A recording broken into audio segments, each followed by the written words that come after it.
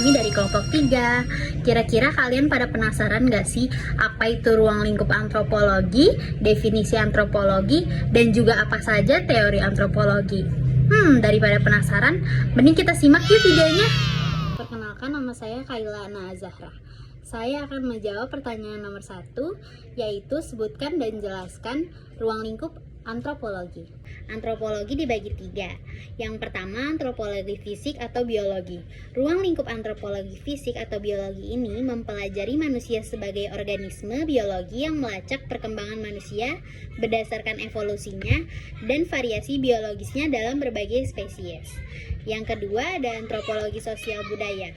Ruang lingkup antropologi sosial budaya lebih fokus pada kebudayaan manusia dan cara hidupnya dalam masyarakat. Menurut Harvey Land, ruang lingkup antropologi sosial budaya ini terbagi menjadi 3 bagian, yakni arkeologi, antropologi linguistik, dan etnologi. Yang ketiga, ada antropologi psikologis. Ruang lingkup antropologi psikologis merupakan studi yang berkaitan dengan fenomena psikologi yang menggunakan istilah karakter tidak terlalu diminati oleh para peneliti. Istilah yang paling sering muncul dalam penelitian adalah istilah kepribadian, yakni culture dan personality dalam konsep generik. Halo, perkenalkan nama saya Najika Siva Azhara. Di sini saya akan menjelaskan tentang definisi antropologi menurut para ahli. Yang pertama, definisi menurut Kissing. Antropologi adalah kajian tentang manusia. Yang kedua, ada definisi menurut Harvey Land. Antropologi adalah suatu studi tentang manusia dan perilakunya, dan melaluinya diperoleh pengertian lengkap tentang keanekaragaman manusia. Yang ketiga, ada definisi menurut Prof. Harsojo. Antropologi adalah ilmu pengetahuan yang mempelajari tentang umat manusia sebagai makhluk masyarakat, terutama pada sifat-sifat khusus badani dan cara-cara produksi, tradisi-tradisi dan nilai-nilai yang membuat pergaulan hidup menjadi berbeda dari yang satu dengan lainnya. Dan yang terakhir ada definisi menurut Kunchara Ningrat, adalah ilmu yang memperhatikan 5 buah masalah mengenai makhluk hidup, yaitu 1. Masalah pada perkembangan manusia sebagai makhluk biologis. 2. Masalah pada sejarah terjadinya aneka bentuk makhluk manusia, dipandang dari sudut ciri-ciri tubuhnya. 3. Masalah pada sejarah asal, perkembangan, serta penyebaran berbagai macam bahasa di seluruh dunia.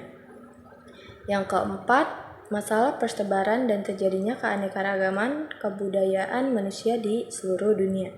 Dan yang terakhir ada masalah pada dasar-dasar dan keanekaragaman kebudayaan manusia dalam kehidupan masyarakat dan suku bangsa yang tersebar di seluruh penjuru bumi pada zaman sekarang ini. Nama saya Aziza Salsabila. Saya akan menjelaskan 3 teori antropologi menurut para ahli, dan yang pertama ada Charles Darwin. Menurut beliau, antropologi merupakan ilmu yang berkembang dengan pesat melalui penelitian-penelitian tentang asal mula dan perkembangan manusia. Sederhananya, antropologi adalah suatu studi keilmuan yang ingin membuktikan bahwa adanya perkembangan kebudayaan manusia dari masa ke masa dengan jangka waktu yang lama atau evolusi. Yang kedua ada Harsojo. Menurut Harsojo, antropologi adalah ilmu pengetahuan yang mempelajari tentang umat manusia sebagai makhluk masyarakat, terutama pada sifat-sifat khusus badani dan cara-cara produksi, dan tradisi nilai-nilai yang membuat pergaulan hidup menjadi berbeda dari yang satu dengan yang lainnya. Dan yang terakhir ada Prof. Dr. Sarmini. Menurut beliau, pengertian antropologi adalah menekankan pada aspek antropologi budaya.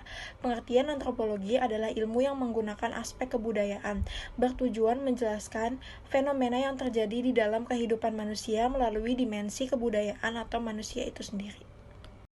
Halo semuanya, saya Rasya Baseltaki dari kelompok 3. Di sini saya akan menjelaskan perbedaan teori evolusi predeterminasi dan teori kekhususan sejarah.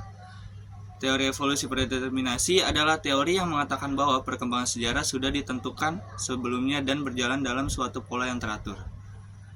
Teori ini berargumen bahwa ada suatu kekuatan atau entitas yang mengarah ke perkembangan sejarah secara konstan.